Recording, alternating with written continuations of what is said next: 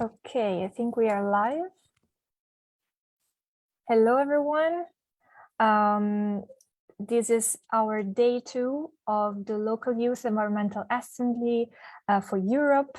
We are Youth and Environment Europe, and I am Anna. I am a member of the Advocacy Working Group, and I will be the moderator for today. So today is also a very interesting day for our event, and we will have a very honorable guest speaker with us, but we will also have, like yesterday, if you followed us, another panel which is all about youth. So we will share with you also the opportunities to get more engaged in the UN system, and especially with UNEP as a young person. So it is a very interesting agenda, and we will start with our guest, but then later on we will also talk about the relationship between youth and UNEA and the history of youth participation at UNEA. Then we will have time for questions and also for a presentation. So for those of you who are joining us on Zoom, I will ask you to to keep your microphone off if you are not if you're not taking the floor. Otherwise, you can switch your camera on. And I think that we can start. And of course, keep in mind that this event is being recorded and is live on Facebook. For those of you who are live on Facebook, please feel free to comment, react, and ask questions through the comment section, and we will take that into account. So let's start with our first amazing presentation. Yeah, I will let Patrizia introduce herself. So Patrizia, please take it away. Thanks a lot, Anna. Hi, everybody. So my name is Patrizia, and I'm with the European Environmental Bureau, EEB.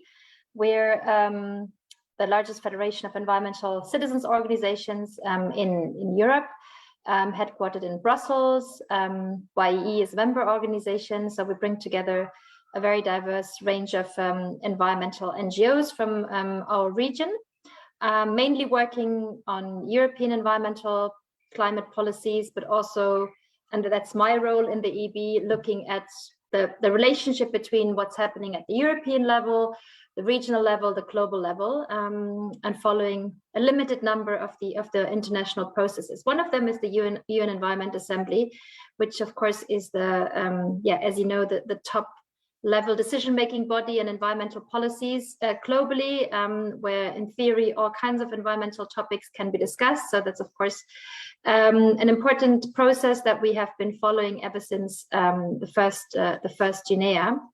I personally, I've joined UNEA twice, so UNEA 4 and 5. 5, as you know, having kind of with the first online part last year, and now the in-person meeting that just finished last week in Nairobi. So and before, as I said, the EB has been involved in UNEA ever since it was established. So I think for us, well, we basically have like two interests or two roles there. On the one hand, I'm one of the elected regional facilitators for Europe, together with a colleague from Georgia.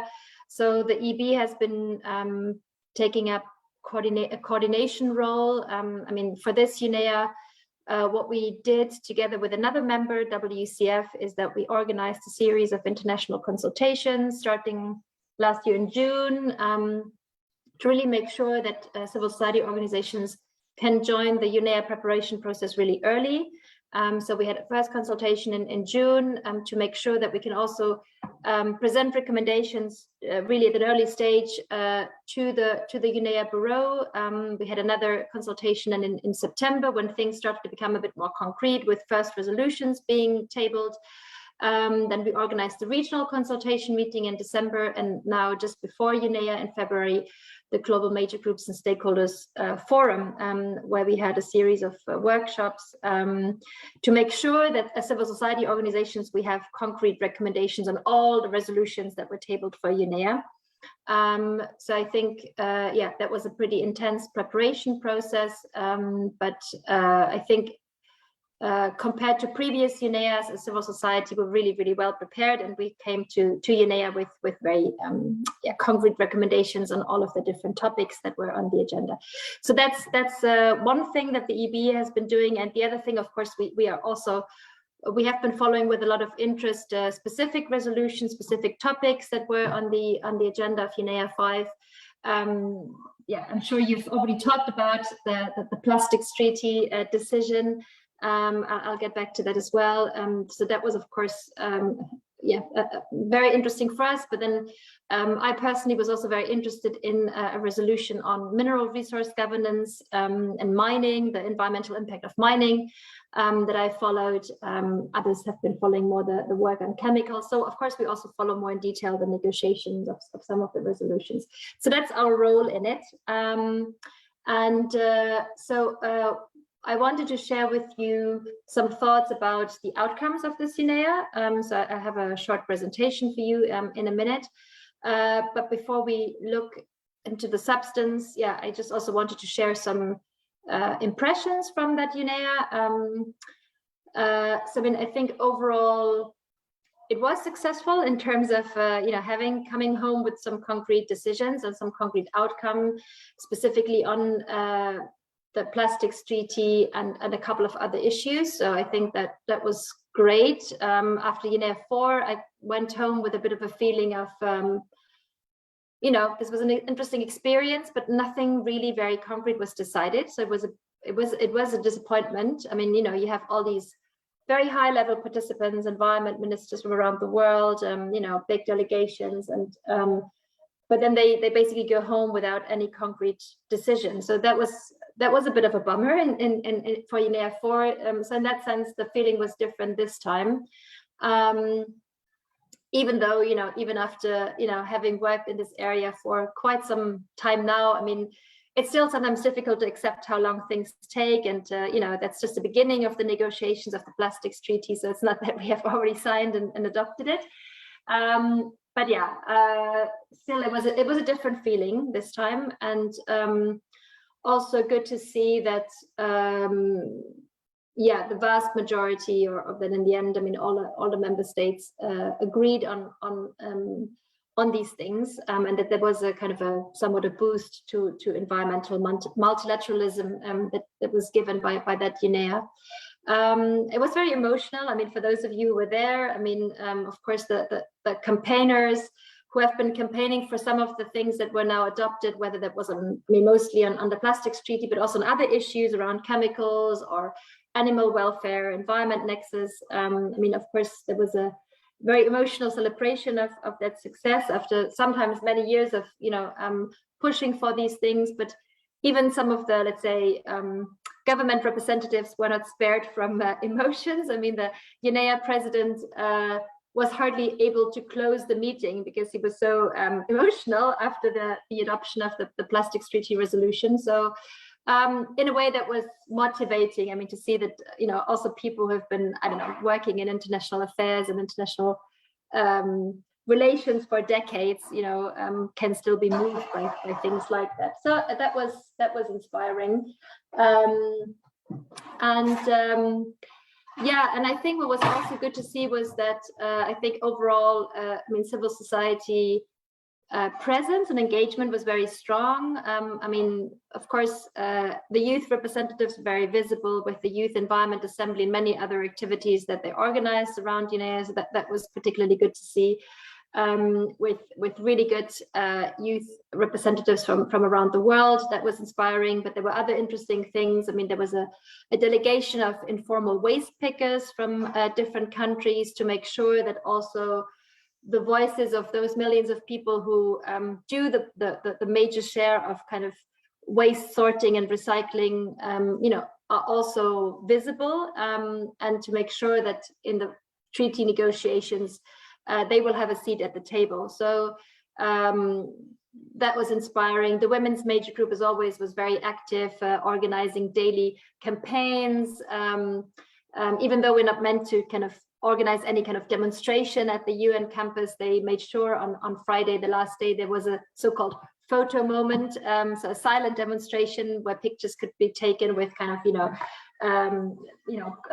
signboards and slogans. So I think, yeah, civil society participation was very vibrant, but also the quality of the input that was provided by civil society organizations, I mean, I think has been growing over the years as people get more familiar with the process. So that was also on the very motivating side of things. So I'll probably leave it there for the impressions. So I'm going to share a presentation so we can look a little bit more in detail at the outcomes of this UNEA, and then we'll see what you want to know and what you want to discuss. I'm going to share this right now. Let me start the presentation.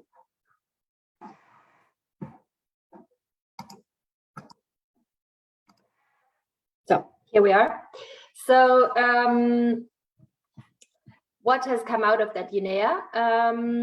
Well, as you probably know, before UNEA, the different member states presented, as always, a big number of resolutions, and they were clustered in 5 different thematic clusters.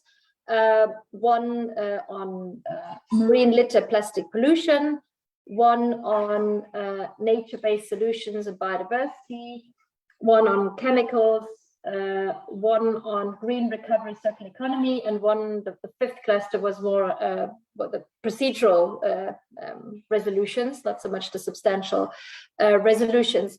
And I mean, one of the big challenges, and that's not new, was that UNEAs tend to have a very large number of resolutions, which is a challenge in the sense that, well, we as civil society, but even the member states, delegations, I mean, they have limited resources of, how many resolutions they can follow. Especially smaller delegations struggle to deal with the amount of work, and that can also compromise the quality of the outcome. So, and a lot of people have been saying that there should be really a limitation in the number of resolutions, and UNEA should rather focus on, just a few key issues, and really spend more time to develop stronger outcomes on a limited number of resolutions. Then also, I mean, and then after the adoption, of course, the resolutions need to be implemented. UNEP has to provide support to member states or has to fulfill certain tasks. So, of course, the more resolutions, the more difficult it gets to then also actually see a concrete outcome in the months and years to follow. So again, we had a quite big number of resolutions. So again, that was a big challenge. So yeah, there were these 5 clusters, as I've said. I mean, I'm going to say something about all the resolutions, but I'll focus just on the ones where I think we have seen the most concrete outcome, because some of the resolutions are, let's say, aspirational, but they don't really ask for anything very concrete. So, nice to have, but not necessarily kind of, very concrete steps that we will see in the next months or years. So, yeah, I mean, as you probably already all know by now, I mean, really the big topic, the most discussed topic, the topic that got most of the attention was, of course, the topic on plastic pollution and marine litter. As you've probably discussed in the previous sessions, I mean, the topic, which was first kind of framed as marine litter, but now we're really talking about plastic pollution in all environments, is a topic that has been on the agenda of UNEA ever since it was created, since UNEA 1. So it's really one of the topics that has kind of, been put on the agenda, has grown in terms of, the attention that it has been receiving. And now finally we have come to that point where we can start negotiating a global treaty. So what we saw before UNEA was there were 3 draft resolutions, which were in the end all kind of merged into one. and that is the resolution that that got adopted. And so, yeah, as you probably know by now, the outcome or the decision is that UNEP has been mandated to set up an intergovernmental negotiating committee, which will start negotiating a treaty already this year. And the treaty is going to be a legally binding treaty covering plastic pollution in all environments with a life cycle approach, and also adopting a circular economy approach. And what is also very interesting is that they want to conclude the work already by 2024, which is a very ambitious timeframe. I mean, if you look at other international treaties, environmental treaties that were negotiated, 2.5 years is very, very ambitious. So, I mean, that's good because obviously there's a big urgency to kind of develop solutions. But yeah, we'll have to see if they manage to do that. But that's good that this ambition is there. So I mean, I'm also happy to say a bit more about, if you're interested, you know, what the expected next steps are for the treaty negotiations. I have some more information about that I can share with you. Yeah, in the discussion afterwards. So that was the plastics treaty. Then we had the cluster 2 on nature-based solutions and biodiversity. So maybe here what is worth mentioning is the resolution that was presented by the European Union on nature-based solutions. Here, the interesting thing is just to say that there was a lot of controversy about this resolution, also from the side of civil society. Because the concept of nature-based solutions is very controversial, mostly because it has been used in the past basically to mask carbon offsetting, not so sustainable carbon offsetting practices as something that is nature positive or nature friendly. So there was a lot of controversy around that. In the end, the resolution got adopted. I'm not really an expert on the discussion on nature-based solutions. Some of the NGO colleagues weren't particularly happy with the resolution, but I guess there's also no big harm done. But yeah, I mean, there is a bit of a controversy around the concept. So, and it's closely linked to discussions also, of course, around the Convention of Biological Diversity, where there's more of a discussion on ecosystem-based approaches. So yeah, there was a lot of controversy here. So I think not really that important in terms of very concrete things that this resolution is now setting in place, but I think it was more kind of that, yeah, fight around different concepts that was interesting to follow. So for people working on biodiversity, and yeah, ecosystem protection and restoration, that's probably a discussion to follow more closely. Then maybe also worth mentioning on the side of success is that the resolution which was tabled by Ghana on animal welfare, environment, sustainable development nexus is also, I think, a success story that can be attributed to civil society. That resolution was really pushed for and also, I think, drafted to a large extent by environmental groups and animal welfare, animal rights groups, and was taken up by Ghana on behalf of the African group. And it's the first, to my knowledge, the first resolution, UNEA resolution, that really addresses animal welfare and the nexus between animal welfare, environmental protection, sustainable development, and also health. So that's a success on kind of, you know, putting this issue on the agenda of UNEA. And there is a concrete thing that comes from that resolution. So the UNEP has been asked to do a report on the topic together with other UN organizations and programs, the World Health Organization and FAO. So that's a success story in terms of putting this topic on the agenda. Then looking at the cluster 3 on chemicals, I think what's interesting to mention here is that, some colleagues were pleased to see that the problem of nitrogen management was addressed. Of course, it's a major environmental problem really around the world. The draft resolution foresaw that member states would commit to halve nitrogen waste by 2030. That was scrapped, unfortunately. So the adopted resolution only says that member states commit to significantly reducing nitrogen waste, whatever that means. So everybody can come up with their own definition of what significant means. So that was, yeah, not necessarily a success, but yeah, I mean, some of the colleagues working specifically on that topic were still pleased with, you know, at least some small progress on that issue. Then there was a resolution from Switzerland on sound management of chemicals and waste.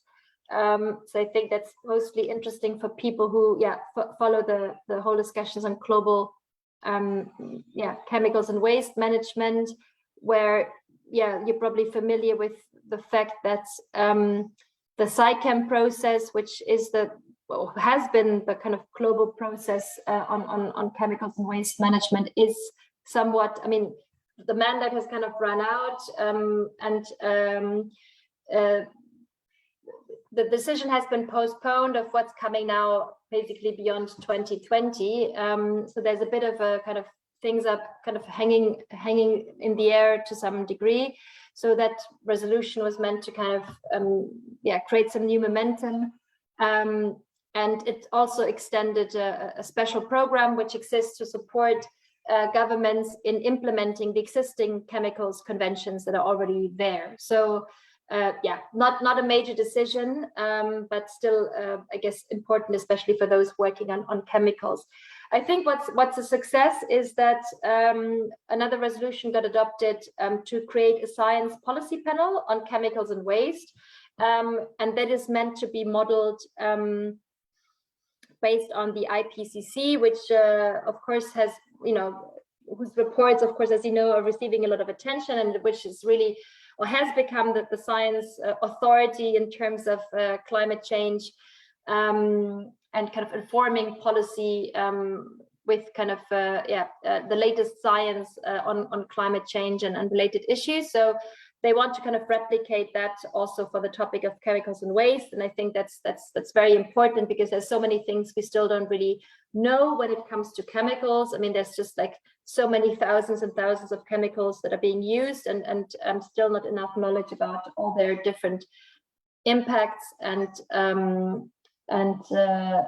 health impacts. So I think that's been perceived as a very positive development to set up that panel.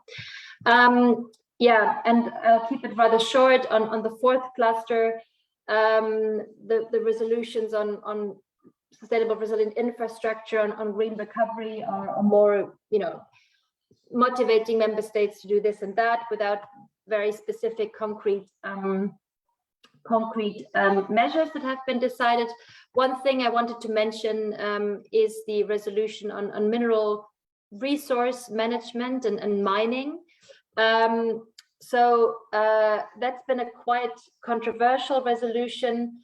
So the Swiss government proposed a resolution on mineral resource governance, and the idea was that member states would agree to set up an open-ended working group, which would, until UNEA 6, develop recommendations on how we can reduce the environmental impacts of mineral extraction, and how can we develop better global governance of how we use our mineral and metal resources, because so far there's very little global governance on how we use our resources. But that was met by a lot of resistance, especially from certain mining countries. And the resolution got kind of watered down to a resolution which is not anymore about mineral resource governance, but which is about the environmental aspects of minerals and metals management. So it's not really about setting up governance structures, but it's about, yeah, just looking at the environmental impact of mining, basically. And also, they didn't decide to set up that working group, but also to do some regional consultations on the issue, well, which I think is still important, because as you probably all know, I mean, there is an continuous increase in mining activities in all regions of the world. We will see even more mining with the resources needed for the transition, but also, of course, for, resources mined, claiming that they're needed for the transition. So this is a really growing area of concern. So it's good that it's on the agenda, but unfortunately the resolution is not as strong as it probably should have been. So yeah, so that was a quick overview of what was decided. There were also a couple of more procedural resolutions. Maybe the most interesting one, just in terms of next steps, it was decided that the next UNEA would again take place in Nairobi. You're probably familiar with the fact that there's a kind of a continuous discussion where UNEAs should take place, and for the host country, Kenya, but also for the African group, it's very important that this high-level UN meeting takes place on the African country and in the Global South, Nairobi being the only UN headquarters in the Global South, but then there's others who, will want to see this happening somewhere else. So it has been decided that it's again going to take place in Nairobi in February 2024, so in 2 years from now, because there was also debate whether it should take place basically only in 3 years from now, to go back to the odd years, because before UNEAs would happen in like 17, 19, 21, etc.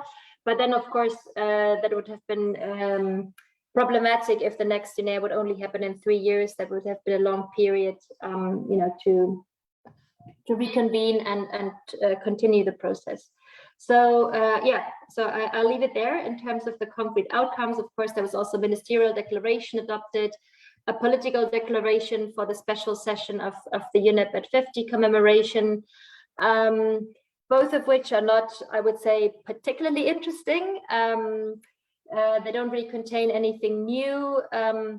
There was a bit of a disappointment around the political declaration, because some civil society groups have really worked very hard to get a political declaration that would kind of commit the member states to kickstarting a process to really reflect about how we can strengthen the framework for environmental law and governance, and kind of develop new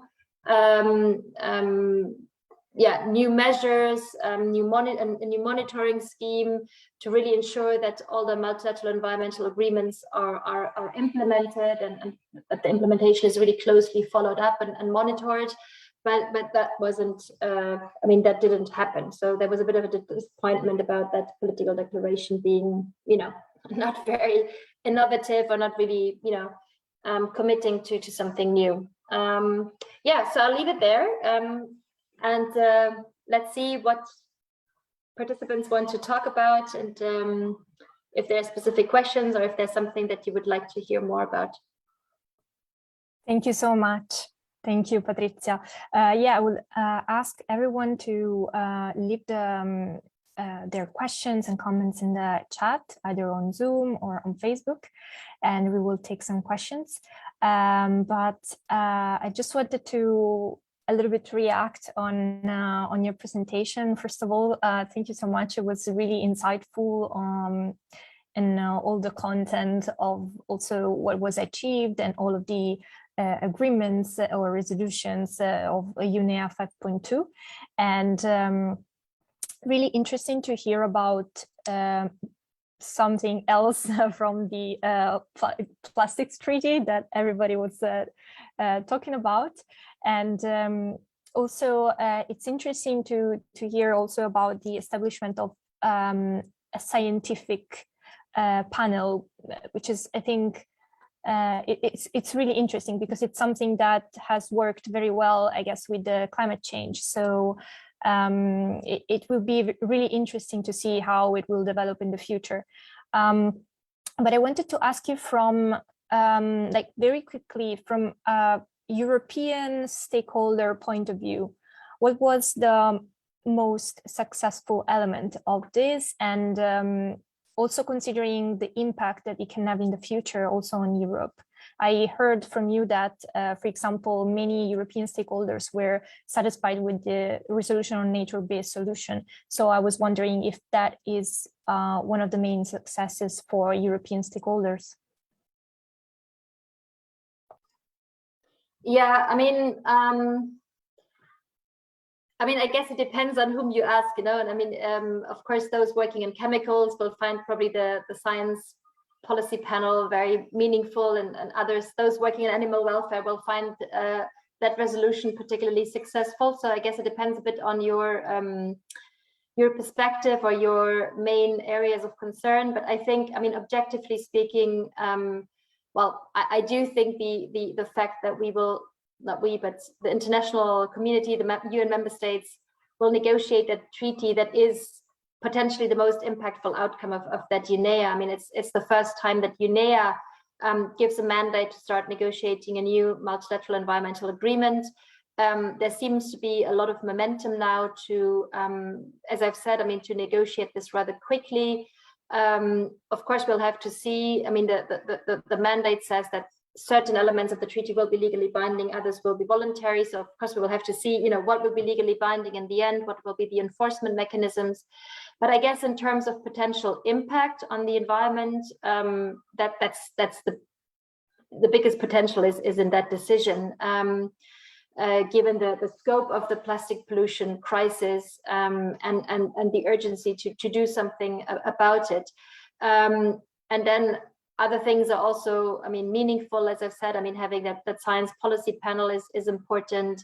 You know, starting to have a more substantial discussion about how we as human beings treat animals and how that relates to wide environmental protection, sustainable development questions is an important, you know, it's beginning an important discussion, but it's just agenda setting basically without yet, you know, very concrete decisions of how to follow up on that. So I think some important seeds have been planted, but in terms of very concrete potential impact, it's definitely the plastics treaty. Also from a European perspective, and of course, it's something that I mean, the European Union and the European member states have supported.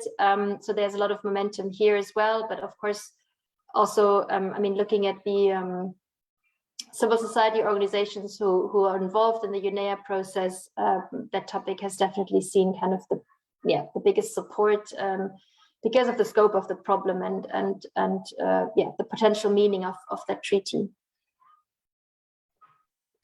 Yeah, thank you. I think that I also think that is really important, like everybody thinks, and also because from what I understood, also from following the negotiations remotely, this is going to address the whole life cycle of plastic, right?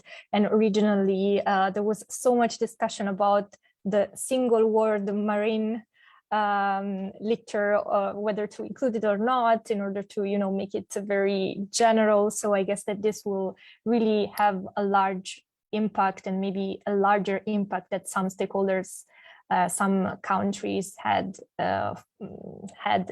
imagined. So yeah. Thank you. Yeah, indeed. I mean, as you know, I mean, at the beginning when this topic was brought to the agenda of UNEA, it was framed as kind of the marine litter problem, and certain member states, but also, I mean, civil society, I mean, really managed to kind of open that discussion up and widen the scope of the discussion really to plastic pollution in all environments. So, I mean, that's great. I think what will be very interesting to see, and because you said, well, it has that life cycle approach. So what is going to be very interesting, but also I think a very tough fight, is in how far that treaty will really be able to address the question of plastic pollution and plastic production in the first place, and seeking to limit the production of virgin plastic in the first place, which of course is something that we all assume will receive a lot of pushback from those industries who count on plastic production as an area of future growth. So that's going to be very, very interesting to see if the treaty can really address the production stage and how much plastic is put out there. So that's going to be the one aspect of that life cycle approach that we will have to see how that plays out in the negotiations. Thank you, Patrizia. So we will come back to you with some more questions once we gather them, and also we would like to proceed with the next agenda point. I would like to make a presentation about the history of youth participation of course, in UNEP, but also at UNEA, and how we went from, slowly participating as a youth informal constituency to becoming a formal constituency, and also organizing the first LYEA, the first Youth Environmental Assembly. So I will share with you some slides, if I may. Okay, perfect. Okay, I don't know if you can see full screen right now. Okay. All right.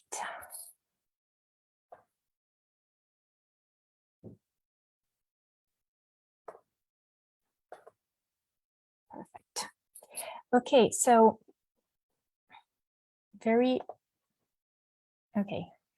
so this is a brief history of youth at UNEA. First of all, I would like to say a few words about how the process started. So the formal process towards youth becoming a formal constituency to UNEP was established in, of course, in the Rio conference, which was very important on many different levels. So 1992, Agenda 21 defines the establishment of 9 constituencies, and among these 9 constituencies, there is also a constituency for children and youth. But did you know that UNEP's first work with youth was established and took place in 1985?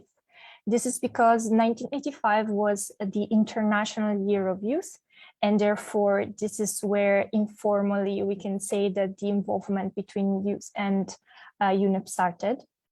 But after 1992, there has been a lot of work in the background, and as you can see from the slide, there has been a long-term strategy that was established by the Governing Council. So the long-term strategy also nominated the TUNSA program from the Kiswahili language, was basically a program for youth engagement from 2003 to 2013.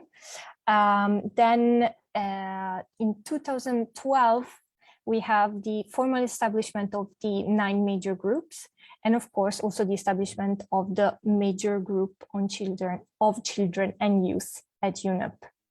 So the engagement of youth starts in a more formal way. And then the first Youth Environmental Assembly took place virtually from the 3 to 6 June 2020. So a lot of participation. It was really a success, and of course this other Youth Environmental Assembly in 2022 was also very important. Generally, as we have said, the major group of children and youth was established in order to be a dedicated space for children and youth in the United Nations that was aimed at addressing a variety of different topics, also related to the sustainable development. and sustainable topics in the UN system. Now it has over 400 youth-led organizations and 7 working groups. And as you can see, there is a whole list of working groups. And in terms of what you can do as a young person, if you're interested in one of the topics that are, of course, tackled in these working groups, is to join, of course, one of the working groups. So we have a link here that, of course, we will share the slides with you if you're interested, and you can join one of the working groups and participate in this very big global community of young people. So now we will go back to our questions, and then we will discuss youth in a panel with other young people. So thank you for listening to this presentation.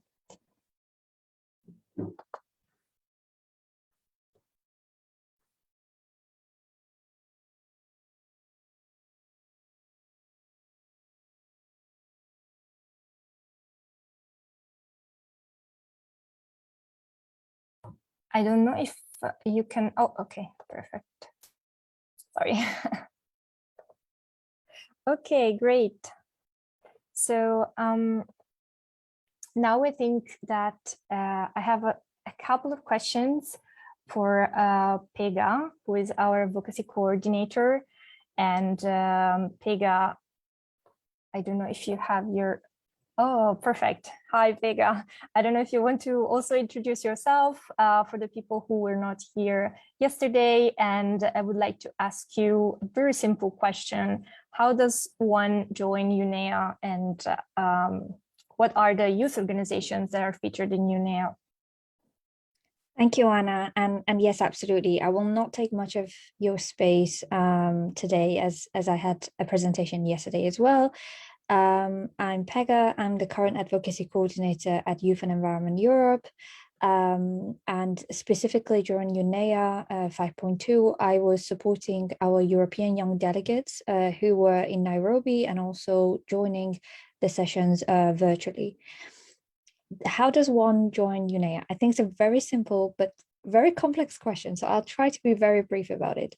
But usually, what tends to happen when approaching UNEA is that MGCY, as you saw in the presentation, the Women and Children Major Group, opens a call for any young person who fits the United Nations definition of a young person to apply for a fully funded opportunity. That tends to be around 40 or 50 positions. And the application process is usually funded by United Nations and also member states who create a pot of money. And then the Children and Major Group steering committee, once the application process closes, will start selecting applicants on basis of their relevance in accordance to their expertise. Do they fit the United Nations age and age requirement? So from age of 18 till 29. And third of all, they try to maintain a geographical balance. Once they are selected, then they are able to join physically. But usually those who couldn't get selected to join physically on a fully funded position can also decide to join as long as they can fund for themselves to go. If that is not the option again, then they can also join UNEA 5.2 using an online system. And this has been the case for a numerous amount of young people who have joined discussions using online function. So I think that's also something that I'm really interested to hear from Patrizia, or I would say, am I allowed to ask a question as a speaker to another speaker? But I think what's really interesting is to see whether the hybrid version actually worked, and was there an equal amount of opportunity for them to get involved as it was to be physically there. And especially during negotiation processes. But I hope I answered the question, and I'm really excited actually to hear how Patrizia finds this question as well.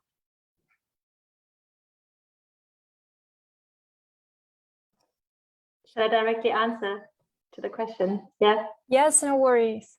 I think that we can start our panel discussion, so there's no problem. Thank you, Patrizia. Yeah. So I mean, the question of like remote and in-person participation is a quite tricky one. So I mean, I think there's arguments, you know, on kind of for both. I think one important thing is that if you want to influence any outcome of UNEA, most of the work, or a very big part of the work, of course, takes place in the months or the year before UNEA. So I mean, if you want to make sure that a certain topic is addressed, that a resolution on a specific topic is tabled. I mean, of course, that is not something that you do at UNEA, but of course, in a year or so before UNEA, identifying a member state who is supportive of a certain topic, or you know, such as the colleagues did for the resolution on animal welfare, or you identify a government that's working on a topic that is important for you, and you seek to influence what they're tabling in terms of resolutions. So of course, a lot of work is done before the actual UNEA, and if and doesn't require necessarily the presence on the ground. So I think that's an argument to say, well, you don't have to go to Nairobi to be part of UNEA, and there's many other ways of kind of influencing what the assembly decides. Then, of course, I think there has been a steep learning curve also on the side of UN organizations to ensure high quality digital participation. So I think that has been improving, and it's now possible to follow online, and that makes it even more accessible, because most of us don't have the funds or the time to join you know, preparatory meetings, and so of course that's great. In terms of then the actual negotiations, I think this is where it becomes a bit more difficult if you're not on the ground. I mean, the negotiations that take place during the open-ended CPR and the UNEA itself, because of course, they have always provided links to join these meetings, and many of us also joined the meetings online, even though we were there, just because of the limitations in terms of you know, room capacity. But then, of course, there's a limited speaking possibilities if you're joining remotely. So it's more of an observer role. But anyhow, I mean, in many of these kind of working group meetings or informal meetings that take place, the speaking time for civil society organizations is very limited anyways. So anyhow, you probably play more of an observer role, and then you get back to a certain government and say, look, can you do this? Can you do that? We suggest this. We should. So you follow up with them. And of course, if you're present in person, then you can follow up with them just outside the meeting room. You can grab them by the arm and say, look, can we talk about this or that? Otherwise, you would have to follow up by email, which of course, if they're super busy, I mean, they're not reading the emails. They're just you know, they just have the out of office assistant. They're so busy. So of course, this is where it gets a little bit more tricky. But again, I wouldn't say it doesn't make sense to participate online, because one important role that we have is that observer role, and then, you know, following up and so it's definitely a very good option to also follow that remotely. And I do think that yeah, allows for even, you know, a stronger observer role and watchdog role that we have, in a combination of having people on the ground and people joining remotely. And so I think it's an opportunity. Then, of course, apart from that, of course, you know, yeah, I guess you all know that, I mean, of course, attending such events in person, of course, I mean, that there's other things. It's meeting people, face to face, it's building relationships with, you know, important people from government delegations, but also with new allies from civil societies. Of course, these are things that you miss out on if you join remotely. So the whole networking, relationship building aspect, of course, cannot be replaced. But still, I would argue that if you don't have the means to join physically, and there are other reasons not to join physically, such as you know, not stepping on a plane and flying around the world for a conference. it does make sense to use the digital participation possibilities and influence things through that channel.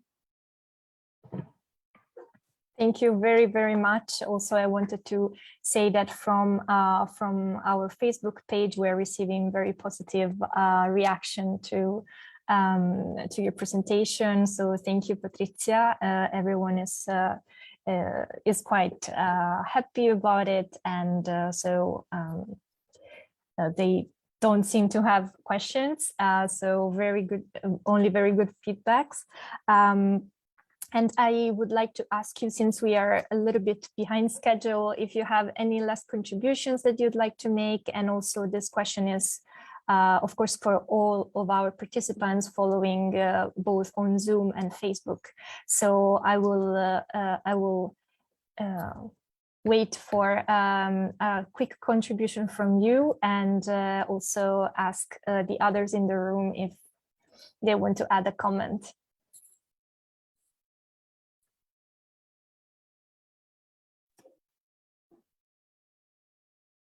Okay, so maybe I can just say that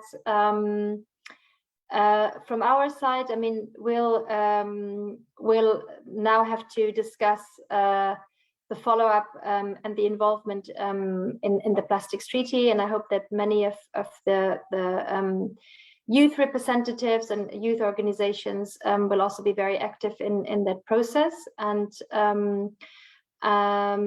yeah, it would be super nice to kind of make sure that we are in touch, and that we kind of also strategize around youth engagement in the treaty negotiations, and the role that other organizations are planning on playing. So yeah, I'm looking forward to that. And yeah, and just to say that it was really super inspiring to see all the young people coming to UNEA, and I had a lot of discussions with many of them. Yeah, I hope that many of them will be able to follow this process, not just in the coming months, but also the coming years. Yeah, that hopefully they have been motivated by this experience, even though sometimes it can be very frustrating, even to those who have been part of such processes for a long time. So yeah, it was really great and inspiring to see all the great activities organized by young people. That was really impressive, and I was happy to be part of some of the activities. Yes, definitely, it's an occasion worth seizing. And we were also making this discussion yesterday with between me following remotely and another person who joined in person. So I think that there was a difference in experience, like you were mentioning before, but still it's worth having this experience. It's worth for youth to participate more and more. And I think that as frustrating as it can be, it's always very heartwarming to find, for example, your organization or other stakeholders and really create a community. So that's why it's so important. And thank you for this call to action for young people. So I think that unless there are some interventions, I don't know if Vega has last comments, but I think that in general we can close it here. And by closing this session, we also close our local youth environmental assembly for Europe. And yeah, it was really interesting to talk about youth, to talk about the process of UNEA 5.2, and I really hope that we inspire the young people to get more involved in the future, even though we know that the process can be seen from the outside as complicated, but we are here also as NGOs to support young people, right? So thank you all for tuning in. Thank you, Patrizia, for your very interesting insights. And yeah, I wish to thank also UNEP for supporting our event. And I thank my colleagues for being here and organizing everything. So thank everybody, and I'll see you soon. Bye-bye. Thanks for the invitation. Thank Bye. you. Thank you.